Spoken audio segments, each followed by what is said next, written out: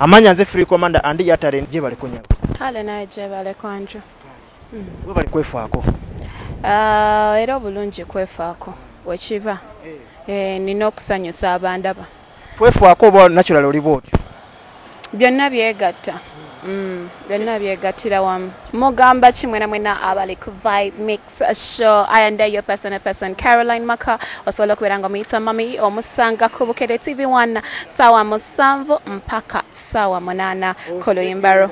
Kale ensonga ezindeese wano eno olunaku lwa leero gwe ne MC Cuts ebyaddala mukwatagana ddi mukwatagana mutya? Tukwatagana ddi?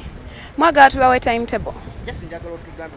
Nanti abantu bambuuza ande gwakola ne Karo, ande Karo mukwano gotuulira ebigambo bitingana soko mutubuulize bakwatagana ddi.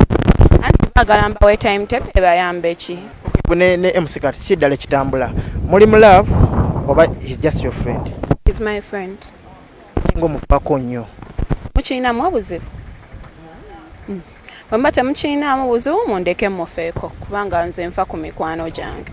Omuntu gwotuuka n'okolera akabaga oba omufaako nnyo ng'akuza amazaalibwa go oba omufaako nnyo. That is not the first friend gwe nkoledde party on their birthday.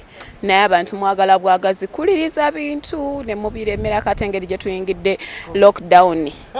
N'ebitakwatagana mujja bifaako. Yeah, but nze omuntu aba mukwano gwange nga kwali ku mutima gwange mbeera mukolera kye mba nsobodde. My friends at least bo bakimanyi.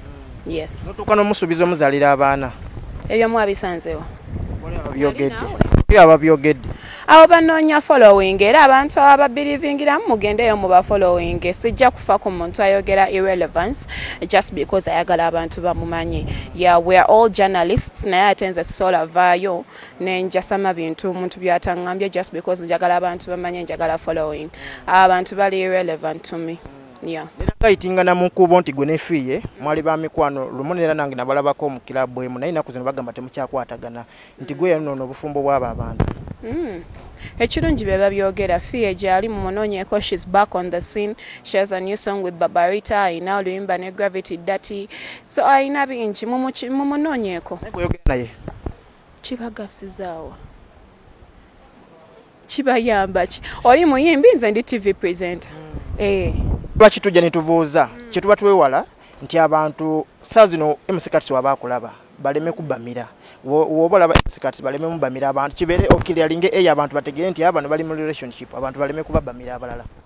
Cuts ayagala mubamire kyamulina omumanyi nze siri mukyala mufumbo sifunanga kompeta wainaafuna empeta n'enjibalaga awo nga bami abasigadde abali eyo bambi nga temukola ki nga temumbamirako but at the moment siri mufumbo era sobola nganya okuddamu ekintu kyonna kyonna ekikwatagana ku mwami because I'm not married but the other thing kyensobola okugamba abantu bafune ebintu ebirala ebyokukola ate omuntu ali eyo wabweru nze ngamba yongera kusiima and focusinga ku kiki tubawa really and nze ng'omuntu teri muntu alina kunsalirawo nti oba Karo alina kwagala gundi alina kufumbirwa lunaku weruti alina kuzaalira gundi no mubeerayo nammwe bye mwagala nange mbeerayo n'ebyange byenjagala.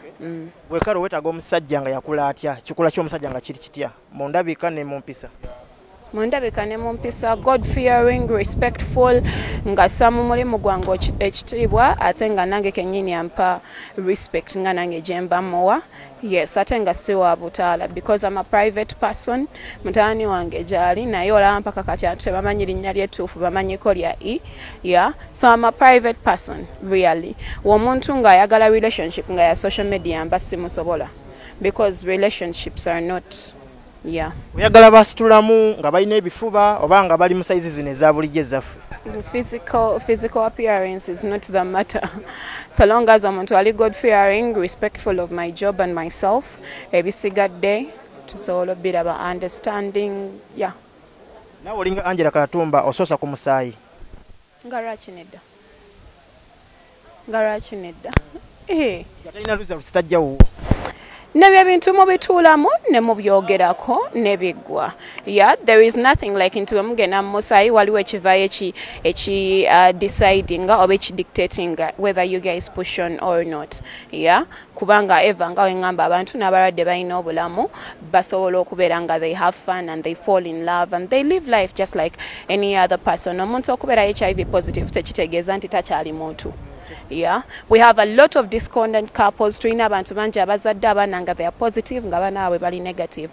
Just mindset y'abantu gye tulina okubeera nga ate tubajjamu with time forth and with the forthcoming times abantu balina otegeera nti n'omuntu aba omulwadde abeera muntu ng'abantu abalala asobola okukola buli kimu ekiri ng'omuntu omulala asobola nga abeera yeekola ki abeera yeefaako. Pozi n'ekirala okubeera nga nti nze sobola kwagala musajja mwavu gwensinga ssente so olina okukola naawe wali eyo olina okwepimapimamu n'omanya woogwa si bintu byakwetumiikiriza yasagala kuleetera muntu ntondo omuntu gw'osingako ssente olumu agenda n'afuna entondo. Biki ebisinga okunyiiza nga oli mu relationship? Kunimba ebyo byo binzigirako ddala omuntu okunimba obeera nga nfudde omusiru. Then what else? Sagala musajja yesembereza nnyo mikwano gyange kubanga wansanga najo. Kubanga wansanga najo so tolowooza nti mikwano gyange gye gisinga okuntegeerera oba nti be basinga okuntegeera gwomanyi another caliber they know me in a different caliber. I think that's just about it. Ebirala bibeerayo eyo byamunju ebyomunju tebitottola nange temujja kunzikisaayo bya mu kisenge. Kayimba kigwa akasinga okunyumira tukute? Obuyimba nga bungi obuyimba bungi essaawa zino abakaliko kwewalimu nga Vixen Aida. Kayimba akanyumira byankukutu Rickman.